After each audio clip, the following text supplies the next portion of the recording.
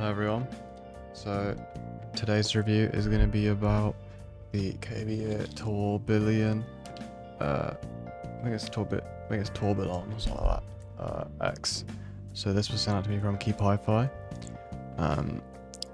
This will not change the outcome of the review. I do have a code for anyone who wants to use it. I don't actually earn anything off this, so I'm not earning anything from this review. It's just a code. If you want to pay less, then just use the code on the screen to buy this IEM. I'll put the link in the description where you can buy it to get the code.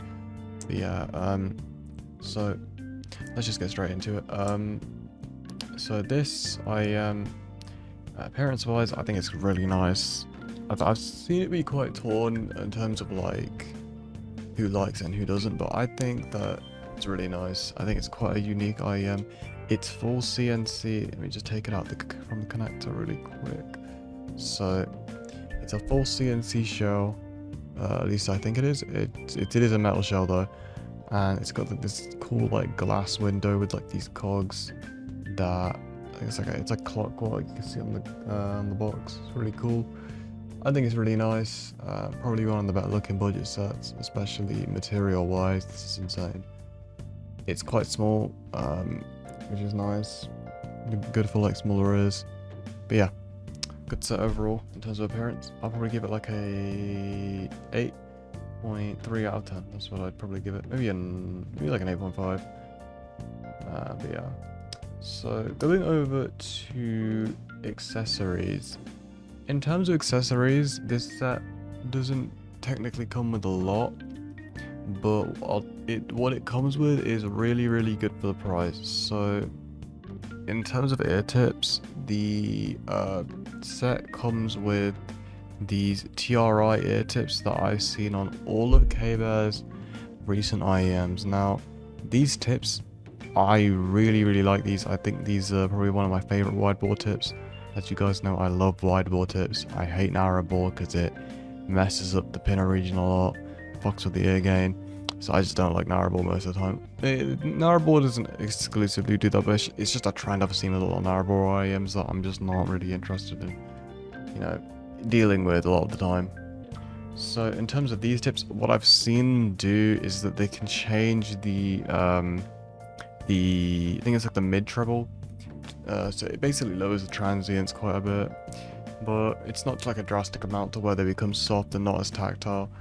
They still have pretty good decay to them. They're pretty quick still, so yeah.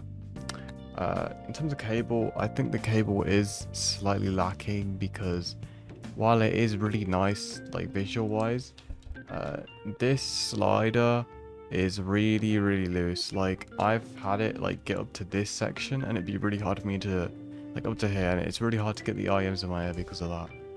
Also the cable is really like prone to tangling just simply because of how just how thin it is. Now it does feel good, it is a nice feeling cable, but I would prefer if this was slightly thicker just because of how how prone it is to tangling and everything. Next thing, it comes in this case as well, these KBEAR cases. So I think this case is quite good. It's really like it's really like how do I describe it? It's a really nice case. It's quite hard, but it's got this matte texture to it. It's quite textured, but honestly at this price we're even lucky to get a case, so just for that it bumps up the points. So accessories, I'll probably rate it like an 8 just because of how high the quality is on the tips. Maybe I'll give it like a 7.5 actually, just because of the cable being a bit wonky. But the case is good, the tips are good, so you're basically fine. Also fit wise, the cable does a good job. The ear hooks aren't too stiff, they're not too loose. It's just great overall. The only weird thing is the behavior of the cable itself, so yeah. Now in terms of sound, the Tourbillon, it's actually called the Tourbillon, actually, not the Tourbillon. I've been calling it the Tourbillon for quite a while. My bad. So the Tourbillon X has this really bassy tonality to it, which is really uncommon for IEMs at this price point. And when I mean bassy, I don't just mean like the cringe cadenza bassy where it's like a little It's not like that. It's actually a Basshead IEM, but like for the price IEM's at, how much? Like £40. This is actually really, really nice to have a Basshead at this price. So we're gonna just quickly go over this. So sub-bass tactility, I think it does lack a bit of tactility, simply due to the fact that I think that it's emphasizing the mid-bass a lot here. In my initial review, I thought this IEM didn't have much mid-bass, but I was definitely wrong on my second listen of this. I don't know what went through me to think this didn't have much mid-bass, but it definitely is more emphasized as a mid-bass set. So yeah, so sub-bass isn't very tactile. It has decent tech. The texture's okay, but because there's not much tactility to it, it doesn't really give off a sort of refined, you know, tonality to that. It just sort of feels like it does sort of sound a bit muddy in that aspect because of how much the mid bass is emphasized and how much the upper bass is emphasized. Speaking of mid bass, this IEM has a really good mid bass tonality. It's really punchy. It has a lot of character to it. It's quite colored though. It's very, very warm. Now, in terms of upper bass, it's not very bloomy, I'd actually say. So it doesn't actually warm up the mid-range too much compared to other IEMs. Like, if I just take a look at this, compared to the Keep Fine Clean, it doesn't actually have a very big, you know, differentiation to the Keep Fine Clean and the black filter, because the upper bass isn't actually bleeding into the mids, giving it any sort of bloom effect at all. It's just sort of decaying pretty quick, which does sort of give this mid bass a very fast and good overall, you know, decay to it, because it's not bleeding too much in the upper bass. In terms of lower mid range, as I just said, it's not too warm, but it is leading on the warmer side. It's warmer than the Keep Fine Clean, and overall, the lower mid range is decently warm, but it's leading a bit more towards 4. I wouldn't say it's on a Opus OP22 type of level where it's very, very warm and it's sort of like ooey gooey, like fudgy sort of, you know, warmth. It's sort of just leading towards a more like just a fuller approach to male vocals, which doesn't fully compromise on the female vocals. Now, in terms of upper mid range, this set has a very forward upper mid range actually, which somewhat makes it a bit compromised for rock tracks. Because of this, you can't really scale it too much.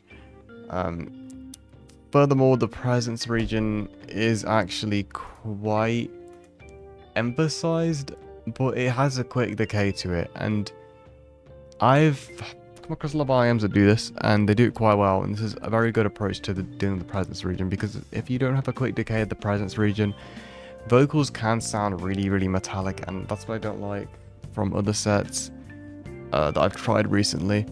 But yeah, this set doesn't have the metallic characteristic at all. It's quite nice. On my listen, even if there was a metallic sound, it would just sort of last like a couple seconds in the vocal range, and then it would just sort of decay really quickly, which actually helped towards giving it a bit more, like, it sort of helped towards giving a more natural and a bit more emphasis on the vocals and preventing them from getting a bit too dark. But yeah, so in terms of 8K peak, this set doesn't really have one. if you ask me, it's sort of really, really stark in these upper frequencies. There's not much air extension. It's not very high resolution of a set. It's definitely more just trying to be a bass head. Like, this set really is just trying to be a bass head. That's just what I gotta say about it. There's not much air extension. There isn't much mid treble. No 8K peak. It is definitely leaning a bit like dull and like fuzzy in terms of these upper frequencies. You can pick them out, but in terms of technical performance, this set isn't going to be crazy in any way. If you want something a bit more technical, I would recommend the 700 Lua Ultra, maybe the Opus OB22. That's a bit more colored. Actually, I would probably recommend that over this, just simply because it is a bit better of a driver config, and the upper frequencies are definitely more defined. There's a better air extension, and honestly, the bass texture on it is significantly more like it's just more tactile. And the mid bass just has a bit more of like it definitely does have a bit more of a punchy feel, and for me, the upper bass having a bit more of a coloured and bloomy feel on that IEM is a bit nicer than this.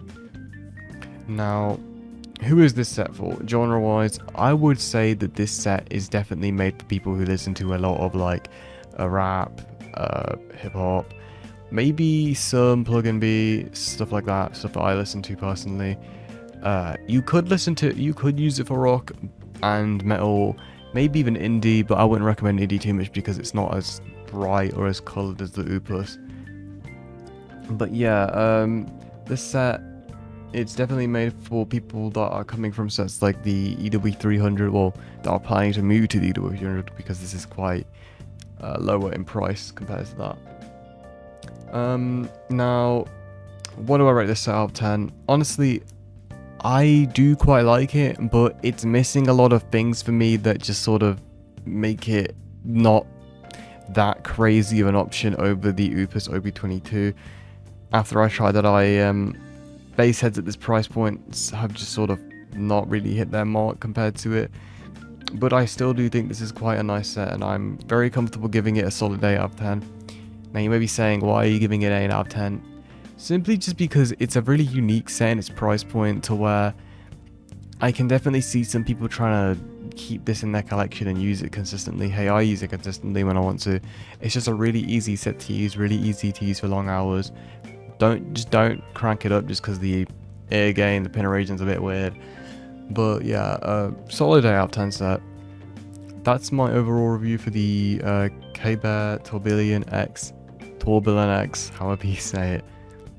Have a good day, guys, and I'll see you tomorrow when I actually review the I don't know how to say it. It's something Jinghong Z3.